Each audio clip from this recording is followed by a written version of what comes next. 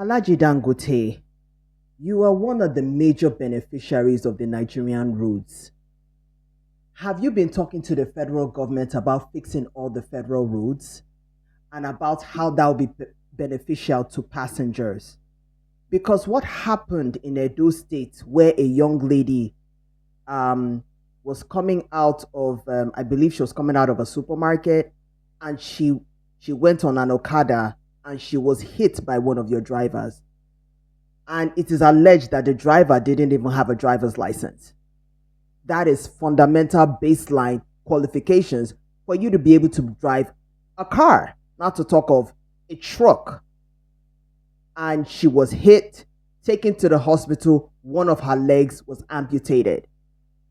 And now, based on articles that I'm seeing, other sources, they are saying it's likely that her other leg may be amputated. The statement that I read from Dangote was weak. It just said that you're just gonna make sure she feels better. How you gonna feel better with one leg, or possibly no leg? And then the adequate compensation according to your welfare department. That just sounded so bureaucratic, extremely bureaucratic, with a lack of empathy. Now, from my understanding, from the top, they have sent some insurance agents to the young lady, her family, and all stakeholders. And what I'm seeing on the internet so far, they're saying that your trucks have unalived so many people on the road. So a lot of that has been swept under the carpet, that a lot of your trucks are unaliving people. This is what I'm reading from social media users. So is it true or is it false? Are your drivers driving your trucks without the driver's license? So it's alleged that in response to what has happened, because her sister had a platform and she cried out. What if the sister didn't have a platform? Will it have been swept under the rug? How many people who didn't have a voice have been unalived by your trucks? How have you been talking to the government about fixing these roads? Now, your refinery is going to be sending out even more trucks with PMS, taking it to your customers, because you're going to direct to consumer, bypassing the marketers. So now you're doing direct to consumers. More of your trucks are going to be on the road because we don't have the established rail, and just other means of transportation to get that PMS to the customers.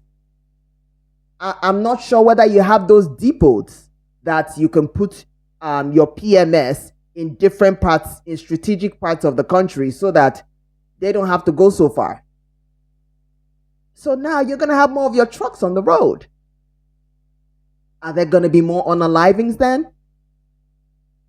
So, Alhaji, we are encouraging you to invest in our nation and in other countries in Africa. What you're doing is laudable. So don't think that, we're not appreciative of that. But we're your direct consumer of your products, of your sugar, of your salt, and of other commodities that you sell, of your cement. So please keep us in mind when there are casualties as a result of the cost of doing business. Let your CSR be a lot more active, be a lot more frontal. So this case of the young lady that had her leg amputated because of the carelessness of one of your drivers, I think you should do better. The way you carried us along when you were being frustrated by the Nigerian government with regards to your refinery being able to work, being able to get fuel, you carried us along. Carry us along in terms of your conversation with government in building better roads across the country. Carry us along. Let us know what you're doing, what you are saying, so that the people can be behind you again, especially when it comes to public interest. We want you to continue to invest in Nigeria. We want you to continue to invest here. We support you, Alhaji. But in this case, your trucks are all over the country. You can't drive in any major road, especially interstate, without seeing the Dangote trucks. And your trucks are causing even more damage to already damaged roads. So talk to David Umahi, the Honorable Minister of Works. How can there be some sort of public-private partnership in terms of getting these roads built? And your people have to be directly involved, especially to curb corruption. Your interest is in Nigeria. So many of your interests, billions of dollars of your interests, are in Nigeria. And you want to transport more product around the country besides cement. So please, get involved with the government. I don't know what you're doing behind the scenes. I'm not there. But carry us along, just as you carried us along with regards to your refinery. You carried us along. You were in one press briefing or the other. Now when it comes to the road and the liability and the cost of doing business, you need to carry us along in terms of what you're doing. In terms of trying to get better roads. Because if you get better roads, it will be safer for your trucks to get from place to place. Logistically, it will be more expedient for you. You will make the money right back. So work with the government. Invest in building roads. Yes, invest in it. Don't just take. Don't just take and say, oh, I'm investing. I need to recoup my investment. What about welfare? But you need to put in public interest first, ahead of everything else. Alhaji, we support you.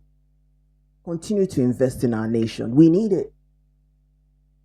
But you need to focus on the community and the people involved by working with the government to help with infrastructure. It's in your best interest.